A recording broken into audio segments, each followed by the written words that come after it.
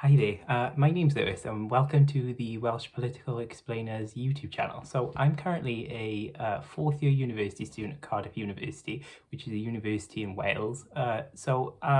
I'm a politics student. I study politics, but I've also taken modules in international relations. And something that I've spent quite a lot of my undergraduate sort of career studying is devolution in Wales. So a question that I often get asked by friends, family, other students, sort of members of the public that sort of find out sort of that I study politics is how devolution in Wales works, what it is, where it came from, how the process came to be, and possibly what are the benefits that it's brought to Wales and how it's altered Wales in the time since it's been introduced. So I really wanted to make specifically a video looking at what devolution is and how it came to be, but also sort of I wanted to make sort of other videos related to sort of political matters in Wales, because I really think that this is sort of a underrepresented area. So I think certainly during my degree I've spent quite a lot of time sort of looking at, sort of academic debates surrounding Welsh sort of political discourse, I guess. But there really is sort of a gap in the market, I think, for sort of a channel or sort of media content that sort of describes Welsh politics and sort of breaks it down into layman's terms, sort of for the average person to understand, because I think that would be really beneficial, to be honest. And it's obviously something that I've spent, quite a few years studying now. So I really I'd like to make sort of this video just to sort of explain what devolution in Wales is, and sort of the process, the evolution of the process that led to where we are now.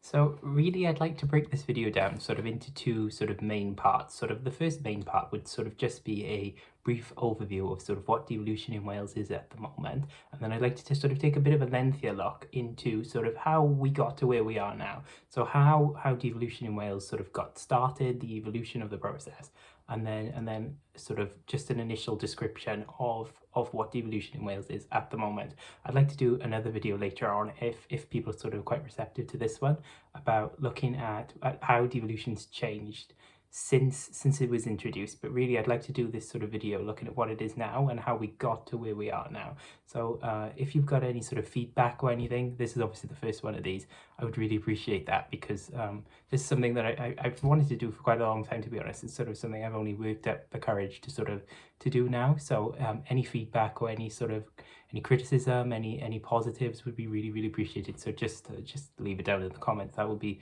so thankful. So let's get on, I guess. So currently Wales has what's called a Senate. So this is sort of the national devolved legislature in Wales. So this is sort of the core institution, sort of the body that sort of oversees devolved governance in Wales. So devolved governance in Wales sort of it refers to the process by which, so Wales is a part of the United Kingdom. Sort of it's a country, sort of, it's a very strange analogy, but it's sort of how things are really.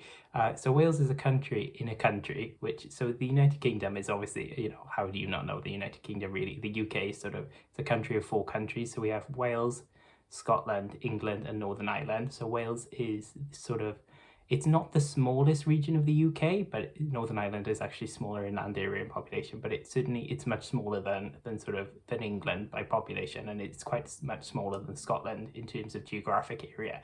But devolution in a sense just relates to the delegation of powers. So this is the transferring of powers away from the UK central government based in Westminster, which is in London in England, and then referring these powers to a newly created set of institutions that were made sort of right at the end of the 20th century, to new bodies in Cardiff. So Cardiff is the capital of Wales, so that's sort of what devolution is in a broad sense, I guess. So currently in Wales we have a Senedd, which is, as I previously said, that's the national devolved legislature. So the Senedd is currently comprised of 60 members, which come from various different political parties. So the main ones would be the Labour Party, Plaid Cymru, the Welsh Conservatives and the Liberal Democrats. There have been others in the past, but currently those are the only parties that are represented at present. The elections to the body are held every 5 years. So the last one was in 2021. There's been some sort of discussions about when and how and when, elections should be held, but sort of currently they're held every 5 years. So that's standardized a number of years ago. So the last one was held in 2021. So the Senate is the sort of the core, as we previously said, is the core institution. So from the Senate, then the Senate itself is the legislature, which is sort of the same as any other sort of legislature. So it would be the same as the UK Parliament, but obviously the responsibilities of the legislature are much different. They're quite similar to, for example, state governments in the United States, or provincial sort of legislatures in Canada, or even states sort of in Australia. So the Senate is responsible for a delegation of powers transferred from the UK government based in London to the Welsh government based in Cardiff. So the Senate is the legislative body, which is comprised of the 60 members, and then the executive branch of that is the Welsh government. So the Senate is the legislative body of government. So it's responsible for passing laws, devolved laws in policy areas, and then so that's the legislative. So that would be the same as sort of, you could think in a British context, it's pretty much, it operates in a very similar way to the British House of Commons, but it's rather than being a bicameral legislature, which means that it has two chambers, like the British House, or well, the British Parliament, it actually has one. So in the British system, we have the House of Lords and the House of Commons, which are the two chambers of Parliament. But the Senate is not a bicameral legislature, it's just a unicameral legislature, which essentially just means that it has one chamber. So it's just the Senate itself. So there's no upper chamber sort of conducts extra scrutiny. So all the scrutiny of laws passed by the executive branch of government is conducted primarily through the Senate itself and its 60 members. And then the executive branch of the government comes from members comprised within the 60 members of the Senate. So this is the Welsh government. So the Welsh government is the devolved government in Wales. So they effectively pass all laws that apply in Wales. They make laws in devolved policy areas. So the Welsh government's responsibilities are directly delegated by the UK government in various policy areas. So the main policy areas which the Welsh government holds responsibility for are healthcare, which is obviously, in the British system, we're talking about the NHS. So it's mainly the responsible for the running of the Welsh branch of the UK's health service, the NHS, which is obviously something that has a great pride in the UK. So the Welsh government is mainly responsible for healthcare. So that's completely devolved area. So the Welsh government are completely and totally responsible for health in Wales. That's completely devolved. And then the other large one that takes up quite a bit of the Welsh government's budget is education. So education, so obviously public schools, and then the administration and sort of governance of private institutions as well. The Welsh government is responsible for that. So those are sort of the two main policy areas, but there are a number of other areas that sort of the Welsh government are responsible for. So this ranges from transport, among others, really. Local government, there are a good few. And then the Welsh government also has some sort of limited areas where they also hold some responsibilities, but really they are sort of contained, they are referred for the UK government. So the Welsh government is responsible for some sort of provisions within prisons, but in Wales, justice isn't a devolved policy area, which means that it remains responsible for the UK government. The UK government is responsible for the passing of sort of criminal justice laws, the justice portfolio. So any justice minister in the Welsh government sort of isn't as responsible ultimately, because the issue is reserved for the UK government based at Westminster. So the UK government then holds responsibilities in a number of reserved areas. So these are sort of like macroeconomic policy. So these are sort of like the running of like economies and whatnot. And then foreign affairs and defence are the main two. It's quite similar to sort of other federal systems that delegate certain powers to devolve, sort of maybe not devolved in the same sense as the UK, but sort of subnational legislators. So for example, states in the US and provinces in Canada, or the states of Australia, they aren't macroeconomic policy, defence and foreign affairs are typically reserved for the federal government. It's quite similar to that in a certain sense with the UK's devolved legislatures, particularly Wales. But in the past, the Welsh government has had some sort of, they've previously had a Minister for International Relations, for example, who it's their role to sort of promote Wales's interests externally, aside from the UK government. But obviously sort of formal diplomatic postings are still reserved for the UK, because obviously that's a reserved issue for the UK government. So currently the Welsh Government, which is the executive branch as we previously mentioned, is led by the Welsh Labour Party. So they won the most seats at the previous Senedd election, which was held in 2021. So they won, I think, 30 seats of the available 60 seats. So this means that they're able to sort of lead the national, well, it would be the Welsh Government. So so that they are in the formation. So in the past we have had sort of coalitions in Wales, but currently we don't have that because the Welsh Government, which is run by the Welsh Labour Party, hold enough seats in the legislature where they can run a minority government. They do currently have it's not formally a confidence and supply agreement, which means that they're supported formally in votes of confidence by another party, but they do have what's called a cooperation agreement with Plaid Cymru, which is the Welsh Nationalist Party, which effectively means that Plaid Cymru sort of they discuss things in policy areas with the Welsh Government and try to establish common principles, and then hopefully this means that the Welsh Government is able to pass legislation, because I think they hold 30 seats in the legislature, which means that they need 31 votes to pass laws, which obviously means that they need an additional 1 vote.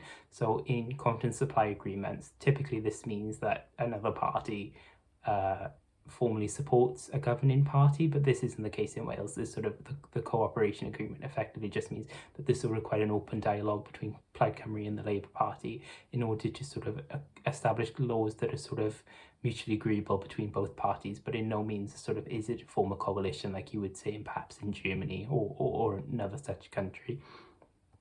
So now that we've had a look at what devolution in Wales is currently and how it sort of functions in the present, I wanted to take a look at how we got to where we are now, because it's quite an interesting process and it's something that I spent quite a long time studying. So if we're looking at sort of the devolution in Wales, the journey really begins in sort of the 1970s.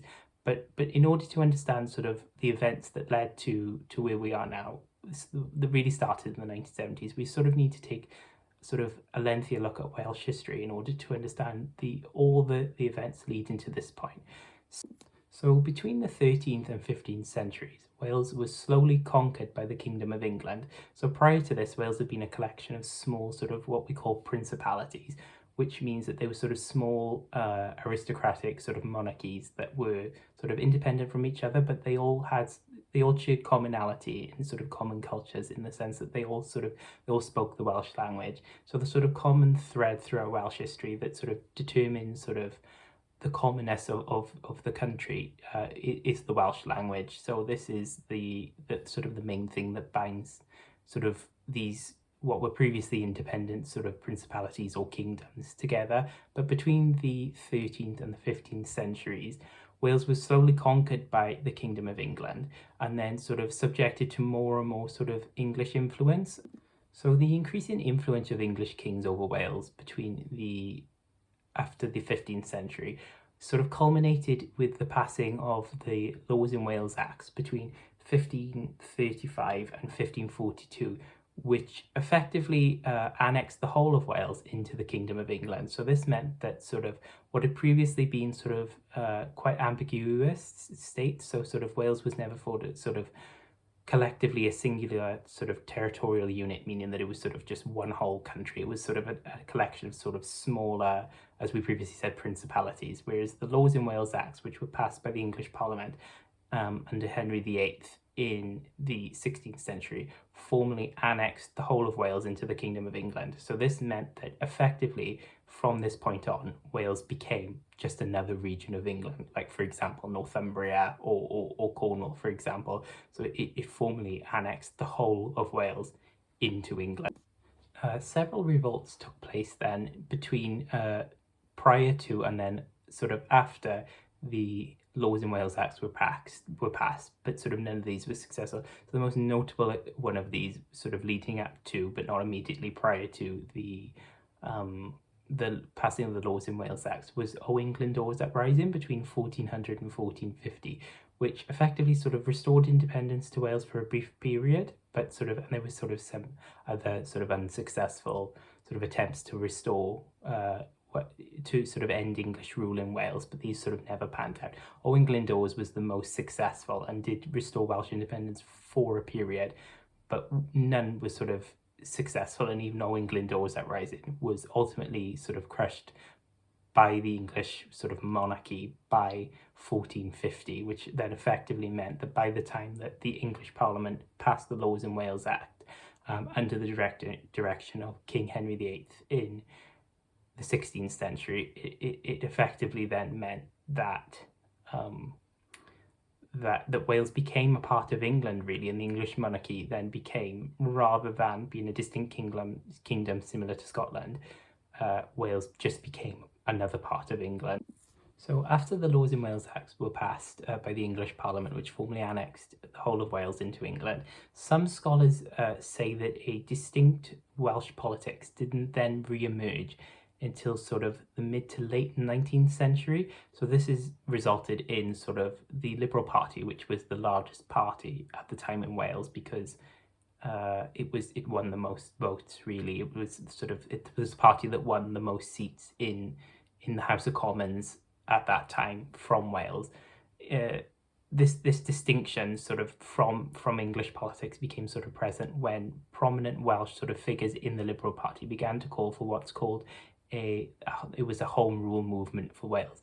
So effectively what this was members of the Liberal Party advocating for home rule for Wales, which was effectively the 19th century equivalent of what we have now. So it would have been at that time devolved government. These calls for home rule were ultimately unsuccessful. They were probably influenced by calls for home rule in Ireland, on the island of Ireland, which called for, in 1801, the whole of Ireland had become integrated into the United Kingdom of Great Britain and Ireland. So many Irish Catholics at that time across the island of Ireland called for home rule for Ireland to be restored, because the passage of the Acts of Union effectively meant that Ireland became governed by Britain in the same way that Scotland or Wales would have been. So these calls for home rule likely influenced some the Welsh Liberal Party members, although ultimately none of these were successful, but they probably did contribute towards paving the way for the later devolution calls and ultimately the process that we have today. That the Liberal Party these sentiments echoed through the ages and really led us to where we are now. So the calls for home rule in Wales, ultimately by the Liberal Party in the late 19th century and the very early 20th century, ultimately, although they were unsuccessful, they did as previously stated, they did pave the way for what was to come. So, and then none of these sentiments were acted upon then until the mid 20th century. This is then when we really start to see some real movement in terms of, rather than call it a home rule movement, we'd now call it the movement for some kind of devolution for Wales in addition to Scotland. So by the 1951 UK general election, the Labour Party, which as we previously mentioned is the party that currently leads the Welsh government, the Labour Party had eclipsed the Liberal Party as the main political party in Wales that was winning the most seats in the British House of Commons. Some Welsh members then of the Welsh Labour Party, of the broader UK Labour Party, but Welsh MPs, members of the UK Labour Party, began to echo earlier sentiments of Welsh members of the Liberal Party in calling for some kind of home rule for Wales. And at this time, this is where we really see the present journey towards the devolution that we have now. So as time passed on, these sentiments among Welsh Labour MPs that called for some kind of home rule for Wales gained more notoriety moving forward. So it was more frequently discussed by Welsh Labour MPs. It became a much more prominent discussion than perhaps it previously had been, because even between members of the Liberal Party prior to this, it was quite a niche issue. It was probably something that was, relegated to Welsh nationalists and idealists, and not something really that government should pursue, because there were obviously more pressing issues at the time to mention. But we got up until the mid 20th century. So when things really started to change for the Welsh devolution movement was when Plaid Cymru, which we previously mentioned is the Welsh Nationalist Party, they won the 1966 Carmarthenshire by-election. So Gwynfor Evans was elected as the first ever Plaid Cymru MP. So this was really sort of a watershed moment for Welsh nationalism. It was the first time that a member of parliament had been elected for Plaid Cymru. It was sort of a stunning political success for Plaid Cymru. It was the first time that they'd ever sort of won an elected representative. Prior to this, Plaid Cymru had been formed all the way back in 1925, but mainly the party had sort of, prior to the 1966 by-election victory, the party had mainly focused on the preservation of sort of Welsh language, Welsh culture, Welsh national identity, rather than the political rather than advocating for the distinctive political identity of Wales as a territorial unit. So this and then this election of the first ever Plaid Cymru MP then really starts to sort of put a lot of pressure onto the Welsh Labour Party. At this time, obviously, it would have just been the Welsh members of Parliament elected from Welsh constituencies to hold office at Westminster, but obviously Plaid Cymru, which also sort of shares quite a similar sort of ethos to the Welsh Labour Party, but sort of obviously they're nationalists. They advocate for sort of a different sort of relationship to the rest of the UK, because the Labour Party is very much sort of a unionist political party. Plaid Cymru sort of by the 1960s has sort of began to sort of they had established themselves as another centre-left party, and one which sort of represented Welsh speakers in Wales more, and they sort of by the 1960s, they sort of started to produce more serious policy platforms, which meant that they were able to sort of take more votes away from the Labour Party, which, as we previously said, was the main political party in Wales at the time, which meant that they sort of began to put pressure onto the Labour Party and mean that the Labour Party sort of had to engage with this sort of idea of home rule more seriously.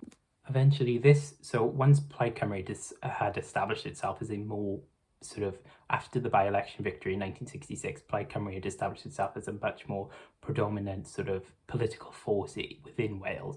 So this began, obviously then, as we previously said, to put a lot more pressure onto the Labour Party. So this culminated in 1979. A referendum was actually held on the establishment of a Welsh Assembly. So the 1979 referendum had been called for by the Labour government under the direction of Prime Minister James Callaghan. So the referendum was obviously called upon because this increasing pressure of Plaid Cymru taking voters away from the Labour Party meant that the Labour Party had to perhaps engage with some of the ideas that Plaid Cymru were advocating for. So this idea of home rule, as we previously said, was one of them. So then the results of the referendum were actually quite shocking. I was quite shocked to find them when I first looked at them during my second year of university. So voters in Wales actually rejected the creation of a Welsh Assembly by a margin of around 4-1. So this rejection by the Welsh electorate of the proposals brought forward by the referendum for a Welsh Assembly that would have limited control over certain policy areas, it was a very large rejection by the Welsh electorate. Only around 20, so this ratio actually equates to around only 20% of the entire sort of voters who turned out for the referendum. Only 20% voted for the approval of a devolved legislature in Wales, which was actually quite shocking at the time. I think it was quite sort of unprecedented. People didn't sort of anticipate that outcome would occur. So scholars typically cite several main reasons for the failure of the 1979 referendum, with these being the inability of Plaid Cymru to be able to convince many voters across English-speaking parts of Wales of the benefits that having a devolved legislature and devolved bodies would bring to Wales. So obviously, we could sort of a devolved body would be able to establish sort of more beneficial, more targeted socio-economic policies rather than the UK government at Westminster. But this obviously wasn't sort of relayed quite clearly enough to voters in English-speaking parts of Wales. So then the other two main factors which are often cited as being the main things that contributed towards the referendum being so unsuccessful was sort of what we would call an information deficit, which effectively means that the referendum wasn't covered extensively by UK-wide media sources at the time, which meant that quite a lot of voters at the time were unaware that the referendum was even going on, or that the voters in Wales might have been aware that the referendum was going on, but because the information presented to them was sort of subpar, they weren't aware of the exact date that it was going on, or even sort of many people felt quite apathetic towards the referendum, feeling that sort of, obviously at that time the outcome was quite shocking in the sense that voters rejected devolution in Wales by a ratio of 4-1.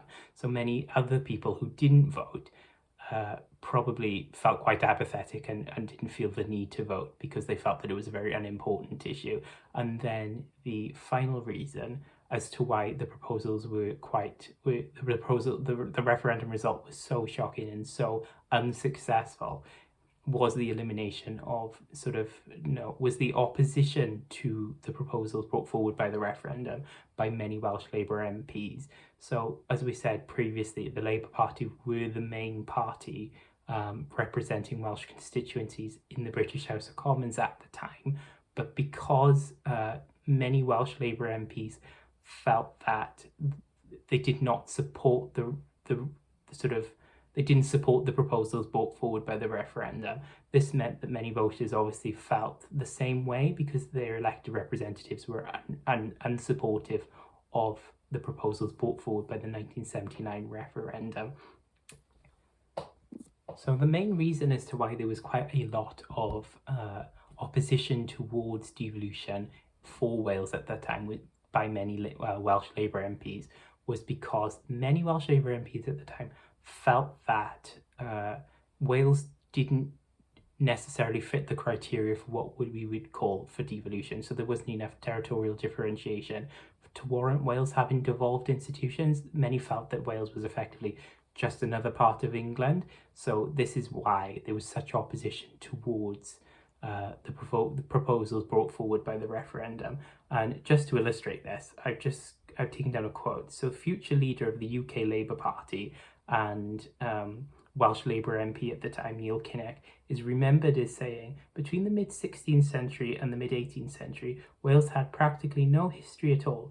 Even before that, it was a history of rural brigands who had ennobled themselves by being called princes. So this sort of just illustrates the opposition and sort of apathy that many Welsh Labour MPs felt towards devolution. So the vote in order to be deemed successful, the vote had to have a 40% approval threshold. So this meant that 40% of voters needed to approve it. And the success, obviously, it only managed to achieve 40%, which was, I think, even quite shocking at the time. I remember looking at this in my secondary list and thinking, this is quite shocking. I wasn't aware.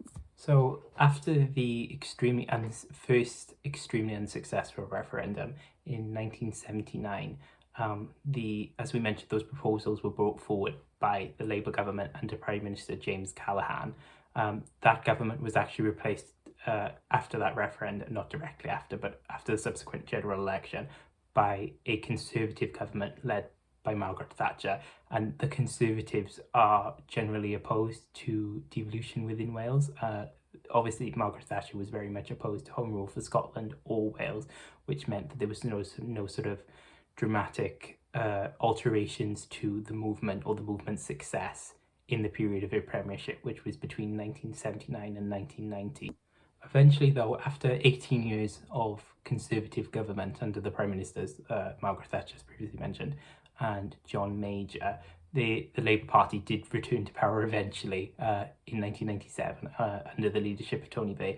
And once again, there was a lot of discussion around Home Rule for Wales as well as Scotland. So there was, this time, the Labour Party had come to power with an absolutely massive majority in the House of Commons, which meant that they were more in a place to implement the acts necessary to create devolved bodies in Wales if the Welsh electorate approved it at the next referendum when it was held. So the second referendum then, which was the most important referendum in terms of Welsh devolution up to that point, was held in 1997, and it resulted in 50.30% of voters approved the approval of devolution in Wales.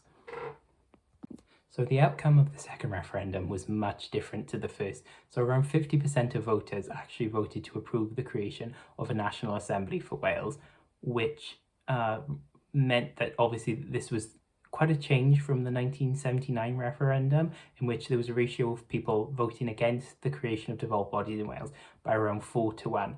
So eventually this resulted in the 1997 referendum, which was a marked success compared to its previous incarnation. So 50% of total voters backed the proposals brought forward by the 1997 referendum, which meant that there was a very slim majority in favour of the creation of devolved institutions in Wales. It was an extremely small majority. Obviously, it was just 50%, but it was a majority. This made the creation of devolved institutions in Wales possible for the first time. Although the extremely small majority that voted in favour of the proposals, I would say, generally challenged the legitimacy of acting upon that, because obviously it wasn't supported by a very large majority of voters in Wales. And also, I think there was quite a big shadow cast by the extremely unsuccessful previous referendum in 1979. So the 1997 referendum is often credited as being a success, due in part to the elimination of several factors which made the 1979 referendum unsuccessful. So these were the elimination of significant opposition towards the proposal from many Welsh Labour MPs. So effectively, the new crowd that had come in with Tony Blair's election victory in 1997 were much less opposed to devolution in Wales. They also felt much more strongly that perhaps there was a sense of territorial differentiation within Wales, which meant that Wales warranted separate institutions that would differentiate it from England. And then also, some also say that Plaid Cymru was then able to convince many more voters across English-speaking parts of Wales of the benefits that having devolved bodies would bring.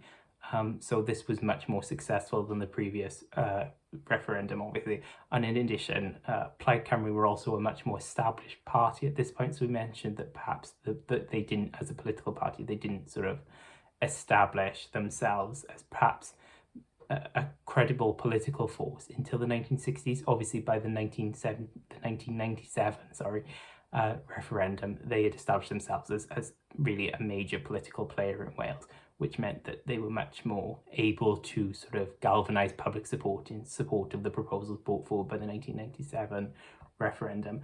And then also the information deficit wasn't as much of an issue, because there was obviously information was much more readily available at this time. So the sort of television was much more established, print media was much more easily accessible, there was much more variety, and I think generally there was more of a significance assigned to the referendum by the UK-wide media rather than its previous incarnation. So I think this resulted in many more voters being able to number one, know that the referendum was going on, and then number two, to know of the benefits that the having devolved administrations would bring.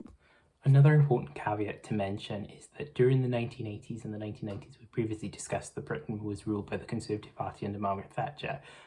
In the series of elections between 1979 and 1990 that the Conservative parties under Thatcher won, they never won a majority of votes in Wales. Wales was completely differentiated from England in this sense, because the Labour Party at that time, although it was its electoral success had been very much reduced in other parts of Britain, like in England and in Scotland, it remained the predominant party in Wales.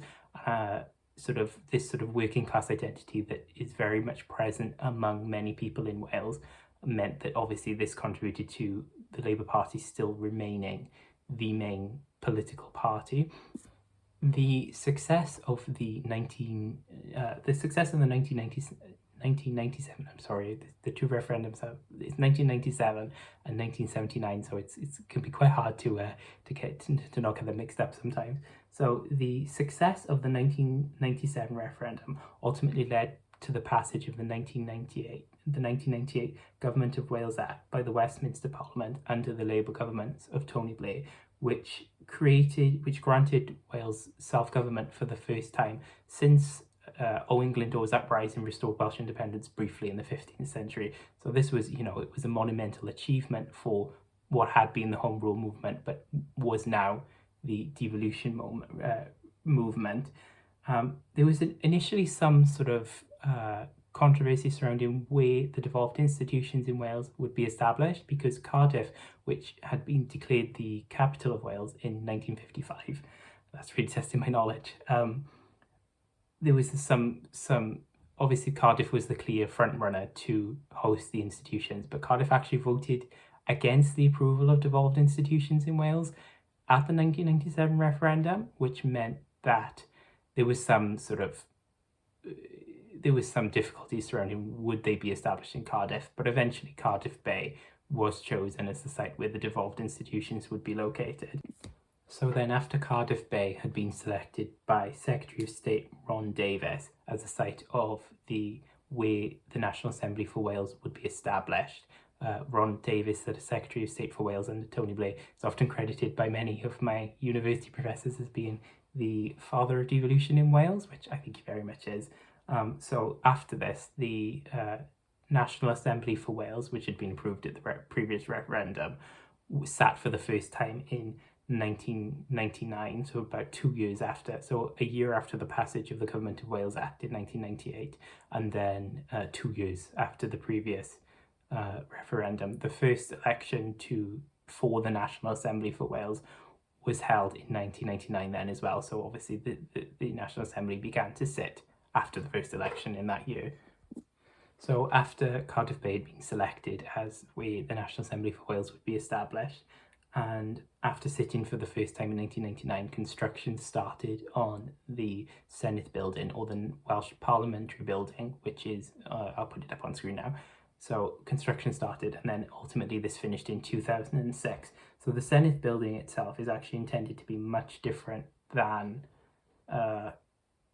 the Senedd building itself is actually intended to be much different and to contrast with the Westminster Parliament. So the Westminster Parliament is very much, it's a closed debate chamber, 4 members contained within the institution, whereas the Senedd is much more, it's intended to symbolise openness and transparency rather than a private debate chamber for debate among its various members, whether they be from, in the Westminster case, whether they be from the House of Lords or the House of Commons. The Senedd is designed to look much more open and to embrace public collaboration rather than closed debate, which is obviously a large contrast to some other parliaments around the world.